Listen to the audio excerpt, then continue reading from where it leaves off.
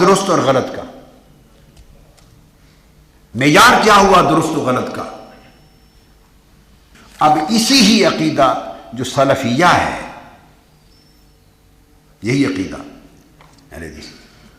ان کے بھی بانی بزرگ، ان سے بھی اوپر، یہ تو 1253 میں وفات ہوئی نا، ابھی 75 سال پہلے، تو اصل جو ہندوستان کے بانیان ہیں ان سے بھی پہلے وہ علامہ نواب مولانا صدیق حسن خان بھوپالی القنوجی معروف ہیں، ان کی کتابیں بھی ہیں اور کتابوں میں ان کی کتب کا تذکرہ ہے، وہ اس مکتب فکر کے بانیان میں ہیں، علامہ صدیق حسن خان۔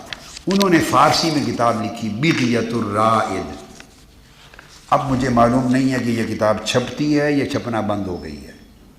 کتاب کا نام ہے بغیۃ الرائد فی شرح العقائد، علامہ صدیق حسن خان البھوپالی القنوجی، چوٹی کے سمجھے امام ہیں، وہ بانی ہیں، ان سے بھی پہلے ان کے مدرسہ میں یہ پڑھاتے رہے ہیں، علامہ مبارک پوری بھوپال جب گئے، یہ بانیان میں سے۔ اور جو کتاب میرے ہاتھ میں ہے یہ چھپی تھی، یہ ہمارے کتب خانے کی جو ذاتی میری کتاب ہے، یہ 1301 ہجری میں چھپی ہوئی ہے، آج سے 127 سال پہلے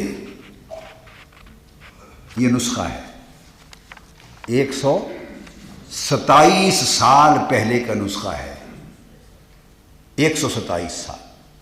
اب اس لیے میں نے کہا وہ جو کل حشر سنا صحیح الادب المفرد بن گئی، نکال دی گئی، مجھے نہیں معلوم آج کل کتاب یہ چھاپتے ہیں نہیں چھاپتے، اور اگر نہیں چھاپتے یا چھاپتے ہیں تو اس میں سے کیا کیا برقرار رہ گیا اور کیا نکال دیا گیا معلوم نہیں، مگر یہ کتاب ہے۔ اب ان کے عقائد کیا ہیں؟ وہ قیامت کا ذکر کرتے ہیں، شفاعت مصطفیٰ کا، عقائد میں، شرح العقائد میں، یہ صحیح مسلم میں بحث آئے گی، یہ حوالہ اس وقت میں نے دینا تھا شفاعت کے بعد میں، مگر کتاب الایمان میں یہ پہلے گزر گیا، حوالہ دے دیا میں نے، یہ صحیح مسلم کی شرح میں دینا تھا میں نے۔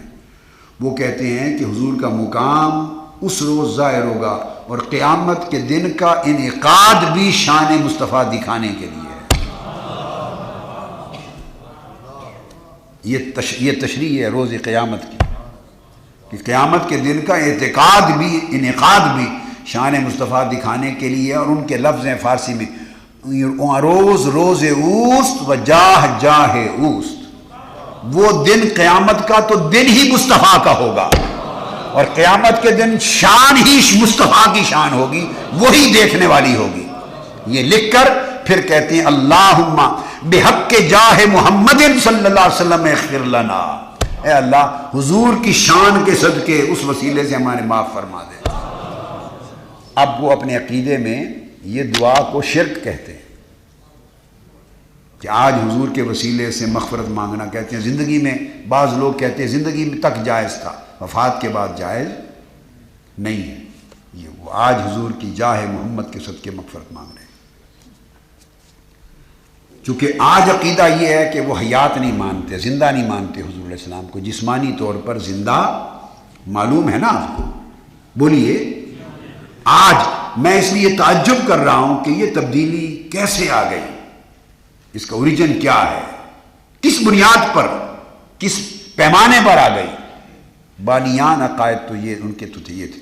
اب آگے یہ صفحہ 66 تھا اور 68، اب صفحہ 79 پر حیات، چونکہ عقائد کی کتاب ہے ان کی، حیات انبیاء پر لکھتے ہیں کہ انبیاء اموات نبوت، انبیاء مردہ نہیں ہوتے، زندہ مانو، وہ زندہ ہوتے ہیں، اور وہ عقیدہ لکھتے ہیں کہ ایک بار موت کے وقت ان کی روح صرف ایک بار جسم سے نکالی جاتی ہے اور اس کے فوری بعد روح بدن میں واپس لوٹا دی جاتی ہے، اور وہ جسم و روح کے ساتھ قبروں میں زندہ ہوتے ہیں۔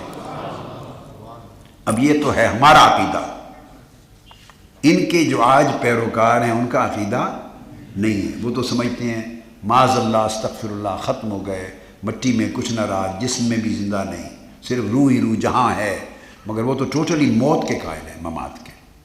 انہوں نے رد کر دی کہ روح بھی جسم میں واپس لوٹا دی جاتی اور حیات ہوتے ہیں۔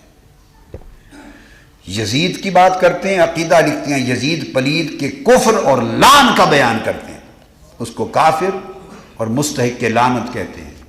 آج ان کے پیروکار یزید کا دفاع کرتے پھرتے ہیں، اور اس یزید لعین کافر کے کو امیر المومنین بھی کچھ کہتے ہیں،